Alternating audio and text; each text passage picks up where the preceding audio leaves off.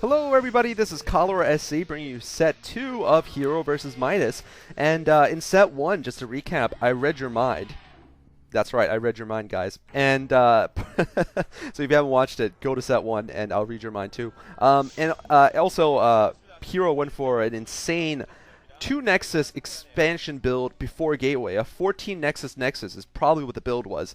And I'm sorry, but that is just bad crap insane. Like, literally there were some crazy vampire bats inside his brain, and that's just what he decided to do, and Midas schooled him for it, pretty much. In this map, hopefully he'll do a little better. This is Return of the King, a new map for this OSL. And I've cast it enough times that you guys should know it, but it has a mineral-only island behind the main base. I think it's going to be a little bit favored towards Terran because of the difficulty of getting around this map, but we'll have to see, though. It's a fairly macro-heavy map also. Each base starts with 2 natural expansions. And here we have Midas in yellow at the 1 o'clock position. Hero is the red Protoss player at the 11 o'clock position. And by the way, there are a lot of new commentators out on sc2gg.com, in case I haven't said that before to you, which I know I have. Do check them out on the commentators list, and do check out especially the new commentaries on the MST groups, the NBC Survivor Tournament groups, and on the Incruit OSL groups. Some of your old favorite commentators, of course, are casting them, like Moletrap and Diggity, but a lot of new guys are also casting games here and there, and they're definitely worth a listen to. Just 6 months ago, or actually just 5 months ago, almost 6 months ago, I was a new commentator too, and you know, thanks to all the people who started off taking a chance on me, you know, take a chance on me, you know, it worked out pretty well. So, you know, give these guys a chance too. In any case, here we're seeing a Gateway and a Simulator going up for Hero. And this time we're actually going to see a 14 Command Center coming up for Midas. So Midas is the one choosing to take the economic build this time. Very interesting. Perhaps changing up his game plan a little bit because he thought maybe Hero will go for, like he did last game, a 14 Nexus again. But I don't know if this is a good idea for Midas.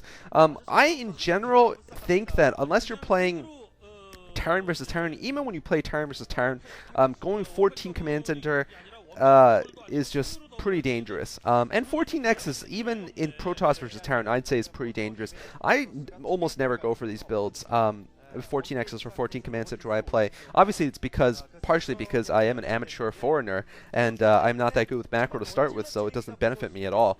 But I also don't necessarily think, even theoretically, the best builds out there, or ideal builds in any form. Anyway, so we have seen the 14 Nexus now for Midas, and this is something that's rarely ever seen against a Protoss player. In fact, we hardly ever see a 14 Nexus against Protoss. We usually only see it by flash on Terran versus Terran matches. Cybernetics Core is now spinning for Hero, so Hero has gone for the Goon upgrade, Goon range upgrade. We'll see if he decides to go for an expansion. The problem with Hero's play is that he hasn't sent out a scouting probe yet. That's actually really, really poor by him. The fact that he's not even tried to scout yet, and this could lead to you know, him missing a very good opportunity to try to finish the game early on here. If he decides to go for an expansion now, that really will be throwing away an opportunity that will certainly also be giving Midas a lead in this game. Now, we'll see if he decides to go for some kind of rush instead, but so far I've not seen any scouting. I've not seen any tech building be thrown up, so I can only assume that he's saving up for a Nexus at this point, which is really not going to help him. That's basically the worst thing you can do against a Terran who's gone for a fast expand like this. Anyway, first Marine out for Midas. Hero has got 1 Dragoon out. This is now going to discover what's going on. Second Marine out. Probably going to be able to pick off those Marines and may be able to do some damage, but really, unless there's more gateways up there, which I don't see, this is really not going to do too much, this 1 Dragoon. And now we see Midas sending his SCVs over to try to ward the Dragoon away. The Dragoon might be able to pick off 1 SCV or 2 SCVs at most, but off of 1 gateway, I just don't think there'll be enough forces. Another Dragoon and Zella coming up. I think what Midas should do is put down a bunker here in front of his base to help protect it. Although, actually, no, a bunker probably, well, he is putting out that bunker. The bunker will not help, though, once range upgrades finish for the Dragoons, of course. And by the way, for those of you who've been asking, there are some of you who don't even know what a 14 Nexus is or a 14 Command Center. Just for you guys, basically it just means the number 14 just represents the number of workers you produce before you make a certain building when people talk about build orders. So a 14 Nexus just means 14 probes before a Nexus. 12 hatchery means 12 drones before a hatchery, etc. Anyway, see, we are now seeing the range upgrade finish now.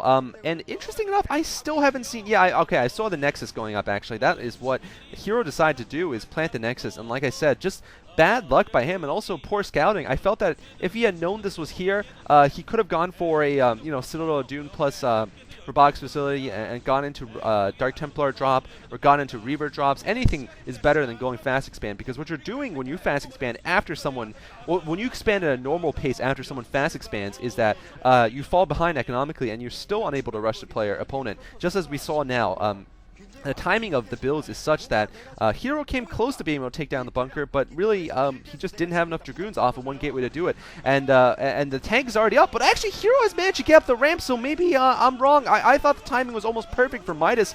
But Midas actually now in a bit of trouble, because now the units, the enemy units are inside of his base. 3 Dragoons and 1 Zealot in. We'll see if Midas's SCV, Marine, and tank control are good enough. Second tank has come out though, and I think with good enough control, Midas will be able to polish off these Dragoons, and looks like he will be able to polish off the Dragoons. So close but no cigar there from Hero, and I think Hero will be far behind now in this game. I actually think he would have been a little bit better off had he decided to try to pick off some SCVs or something with his Dragoons instead of just running them backwards and, not being able to do any damage. So really, Hero unable to do any damage there, and I'd say he's solidly behind, because Midas has had his two bases up for quite a bit longer than Hero will have. Hero now is facing economic deficit. He doesn't have a tech advantage either. He just has his Robotics Facility up, and I'm pretty sure he's not even going to be able to go for Reaver drops, although he might try. Who knows?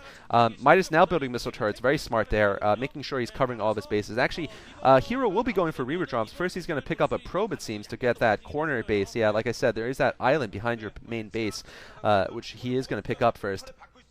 Midas probably will get some mines too to help secure his defense, and Midas really does not have to push out for the next 5 minutes or so. The Terran at this point just has to turtle up and start macroing up a very large army. As long as he can hold off a Protoss harass, he will emerge from this mid-game tunnel, midtown tunnel,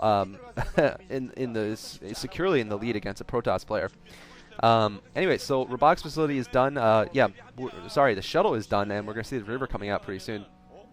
Quick Stargate, interesting enough, from Hero. So Hero is going to try to go for, I'm pretty sure it's going to be 2 Stargate, 2 Hatchery, sorry, 2 Nexus carriers here, because I haven't seen him start the Templar attack yet, so it's not going to be Arbiters.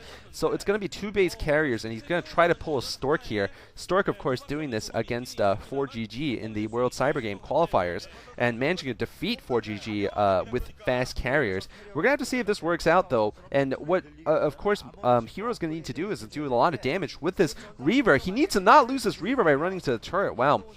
Midas actually is well prepared with turrets, and the shuttle already has lost his shield, so I don't think he's going to be able to get into the main base of Midas. And if he can't do damage with this, Midas is going to just execute a timing attack, and that'll be it.